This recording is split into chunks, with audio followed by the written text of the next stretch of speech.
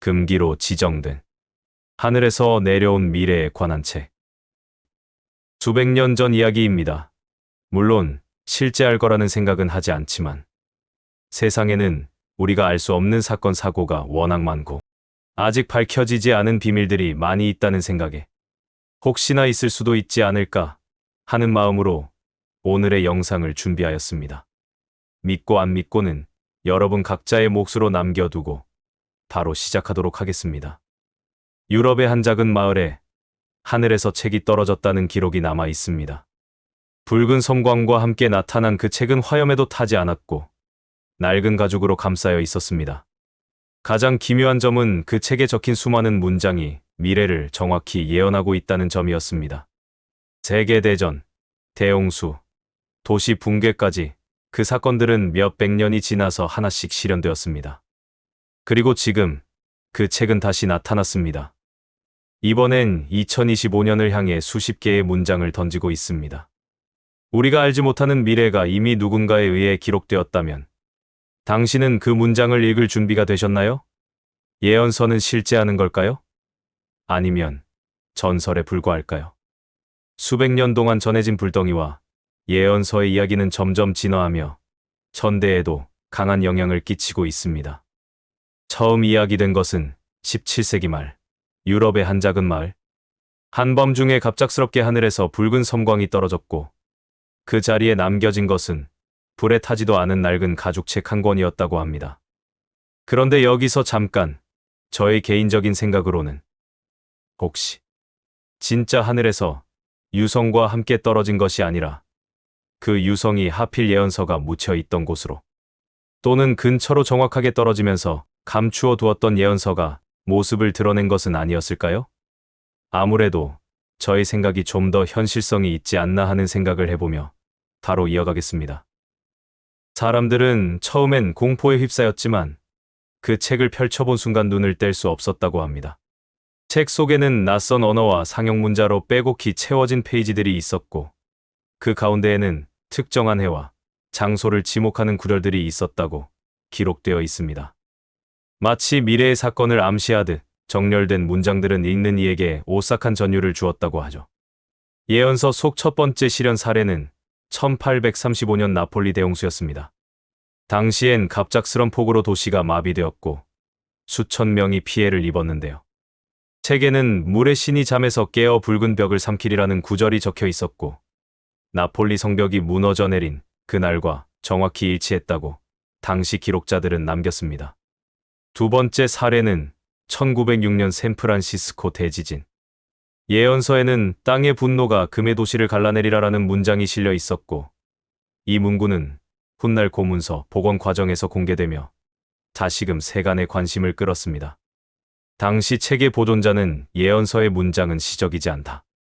그것은 반복되는 경고다라며 예언서의 존재를 더 이상 부정할 수 없다고 증언했습니다.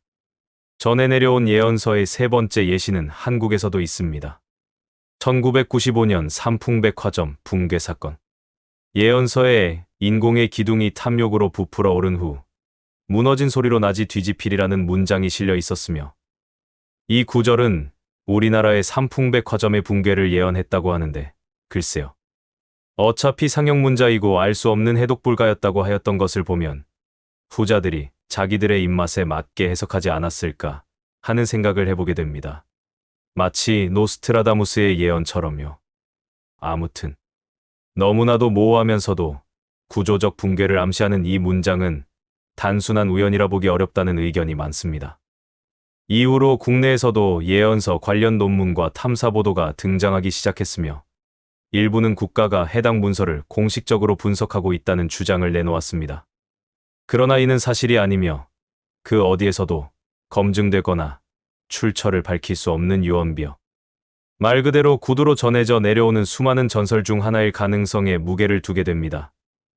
역시 우리나라를 향한 예언이 있다는 것 또한 누군가가 지어내고 퍼뜨린 것일 가능성이 높다는 점 미리 말씀드리며 마저 영상을 이어가도록 하겠습니다. 2025년, 지금 우리가 사는 이 시대에도 예언서는 다시금 등장합니다. 과거의 사건을 넘어 현재와 미래의 구체적인 언급이 담겨 있다는 것이 충격적입니다. 유출된 사본에는 2025년 가을 네 갈래 길의 중심에서 연기가 피어오르고 그날은 침묵 속에서 기록되리라는 문장이 있습니다. 전문가들은 이를 11월에 열릴 국제 정상회담에서 발생할 수 있는 테러 위험과 연결하고 있으며 이 예언이 실제로 구현될 가능성을 두고 논의 중입니다. 또 하나의 구절은 빛으로 만든 정원의 검은 그림자가 두 번째 파동을 일으키리라는 문장인데 이는 인공지능 시스템의 글로벌 오류 혹은 인터넷 기반 에너지망의 붕괴를 암시하는 것으로 해석되기도 합니다. 또한 책에는 이름 없는 장소들이 등장합니다. 북방의 검은 우물, 서쪽 하늘의 금색 환영, 남쪽 섬의 망각의 바람 등. 일부 지리학자들은 이를 실제 좌표와 연결해 시도해왔고 흥미롭게도 북방의 검은 우물이라는 명칭은 시베리아의 탄광 붕괴 지역과 유사하다는 분석이 나왔습니다. 특히 2023년에 발생한 야쿠티아의 대규모 광산 붕괴 사고와 예언서 속 위치가 일치하며 예언서의 신빙성을 높이는 근거로 작용했습니다. 예언서의 언어는 독특합니다. 현대의 언어와 유사하지만 직접 번역이 불가능한 비문법적 구조를 지니며 감각적으로 해석해야 의미가 전해집니다. 예를 들어 마음 없는 자의 언어가 사람의 눈을 멀게 하리라라는 문장은 단순한 문장이 아니라 특정 기술이나 뉴스 왜곡 혹은 정보 조작을 의미할 수 있습니다. 이런 식의 해석은 다양한 학문에서 시도되고 있으며 심리학과 신비주의 연구자들은 예언서가 인간 무의식의 집합체일 가능성도 제기합니다. 수백 년 전부터 인간은 집단적으로 미래에 대한 불안과 직관을 모아 언어화하는 경향이 있고 이 책이 그것을 집대성한 결과물이라는 분석도 존재하죠. 예언서의 마지막 장에는 이 문장은 마지막이 아니다. 누군가가 다음 문장을 열 것이니 그날에 모두가 침묵할 것이다라는 구절이 쓰여 있다고 전해집니다. 이는 예언서가 단순한 예측 도구가 아닌 시공간을 넘어선 지식의 매개체일 수 있다는 가능성을 제기합니다. 일부는 이 책이 인간이 만든 것이 아닌 초월적 존재 혹은 외부 문명의 지적 산물이라고 주장하며 나사와 유럽 우주국의 고대 텍스트 분석 자료를 근거로 들기도 합니다. 결국 이 예언서의 존재는 우리에게 한 가지 질문을 던집니다. 당신은 미래를 미리 알게 된다면 그것을 바꿀 준비가 되어 있나요? 단순한 흥미를 넘어선 사고 실험이자 철학적 경고로 작용하는 이 책은 단 한 권으로 수백 년을 흔들었고 오늘날에도 조용히 그 페이지를 넘기고 있습니다. 우리는 아직도 예언서의 마지막 장에 적힐 문장을 알지 못합니다. 하지만 어쩌면 지금 우리가 살아가는 이 순간이 그 마지막 문장을 쓰고 있는지도 모릅니다. 그 문장은 어떤 사건으로 남게 될까요? 그리고 여러분은 그것의 한 문장이 될 준비가 되어 있으신가요? 이 이야기는 아직까지 사실로 확인된 바는 없습니다. 다만 유럽의 일부 지역에서 오래전부터 전해져 내려오는 전설에 기반한 이야기라는 점에서 주목할 만합니다. 하늘에서 책이 내려왔다는 설정 자체는 너무도 비현실적으로 들리지만 이상하게도 역사 속 여러 사건들과 예언서 속 문장이 기묘하게 맞물린다는 점에서 많은 이들이 혹시 라는 의구심을 품게 됩니다. 특히 오래전엔 지금의 상식으로는 설명되지 않는 일들이 자주 벌어졌기에 단순한 전설이라 말하기엔 찜찜함이 남는 것도 사실입니다. 오늘의 영상은 그런 상상에서 시작되었지만 단순한 흥미를 넘어서 인류가 오랜 세월 품어온 질문을 조명하고자 했습니다. 우리는 과연 미래를 미리 알 수 있을까?